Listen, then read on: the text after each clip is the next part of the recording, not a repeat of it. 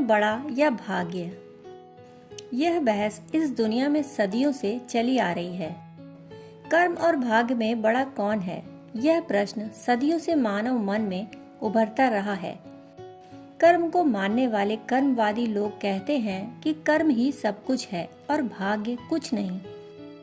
वहीं भाग्यवादी लोगों का कहना है कि भाग्य ही सब कुछ है और मनुष्य चाहे जो कुछ कर ले अंततः होगा वही जो भाग्य में, किस्मत में लिखा होगा। वस्तुतः सत्य क्या है? कर्म बड़ा है या भाग्य? कर्म श्रेष्ठ है या भाग्य? कर्म महत्वपूर्ण है या भाग्य? कर्म और भाग्य एक दूसरे के विरोधी हैं या पूरक? यह प्रश्न हमारे मन में अक्सर उठते हैं, पर वास्तव में सच क्या है? इसे समझने के लिए हम पुराणों में वर्णित एक मधुर कहानी में प्रवेश करते हैं। कहानी के अनुसार एक बार देवर्षि नारद भगवान विष्णु के पास पहुंचे। उन्होंने भगवान से शिकायत करते हुए कहा, आपकी बनाई इस धरती पर आपका प्रभाव कम हो रहा है। जो लोग धर्म और सच्चाई के रास्ते पर चल रहे हैं उनका भला नहीं हो रहा, तथा अधर्म और बुराई के मार्ग पर चलने वाले दुष्ट अधर्मी पापी लोग हर दिन प्रगति कर रहे हैं। देवर्षि ने आगे कहा, अच्छाई के मार्ग पर चलने वाले लोग, अच्छे कर्म, शुभ कर्म, पुण्य कर्म करने वाले लोग दुख और कष्टों से भरा जीवन जी रहे हैं और बुराई के मार्ग पर चलने वाले लोग सुखी हैं।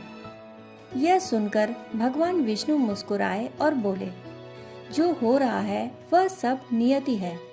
पर नारद जी बोले, भगवान मैं पृथ्वी पर यह सारा दृश्य अपनी आंखों से देखकर आ रहा हूँ, फिर मैं कैसे मानूं कि जो कुछ भी हो रहा है वह सब नियति है?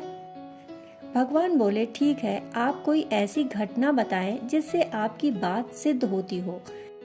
देवर्षि नारद बोले, अभी मैं एक वन से होकर आ रहा हूँ।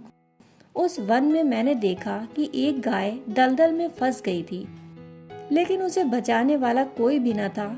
तभी एक चोर वहां से गुजरा और गाय को दलदल में फंसा देख उसके शरीर पर पैर रखकर वह दलदल पार कर निकल गया।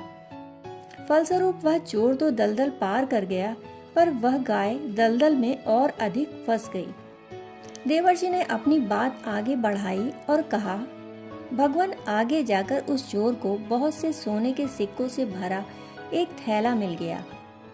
इस घटना के कुछ समय बाद उसी मार्ग से एक वृद्ध महात्मा भी जा रहे थे। गाय को दलदल में फंसा देख उन्होंने अपनी जान जोखिम में डालकर उस गाय को दलदल से बाहर निकाला और उसकी जान बचाई। उसके बाद वे वृद्ध साधु अपने मार्ग पर आगे बढ़ते जा रहे थे कि तभी वह रास्ते में आए एक कुएं में गिर पड़े। अब भगवान आप ही बताइए, ये कौन सा न्याय है? देवर्षि का प्रश्न सुनकर भगवान विष्णु बोले, नारद, यह सब कर्मानुसार हुआ। वह कैसे भगवान? नारद जी ने फिर प्रश्न किया। तब भगवान बोले, चोर के द्वारा पूर्व में किए गए अच्छे कर्मों के कारण उसके भाग्य में सोने के सिक्के से भरा एक थैला नहीं बल्कि पूरा महल था। पर उसने गाय के साथ जो किया उसके कारण उसके कर्म बिगड़ गए और कर्म बिगड़ जाने के कारण उसका भाग्य भी बिगड़ गया। फलस्वरूप भाग्य में, किस्मत में महल होने के बावजूद भी उसे सिर्फ एक थैला ही मिल सका। भगवान थोड़ा मुस्कुराए। वह देवर्षि नारद को संबोधित कर कहने लगे, वही साधु के भाग्य में उस दिन बड़ी दुर्घटना लिखी थी, परंतु उन्होंने गाय को बचाकर जो पुण्य कर्म किया उससे उनके साथ घटने वाली बड़ी दुर्घटना एक छोटी सी चोट में बदल गई।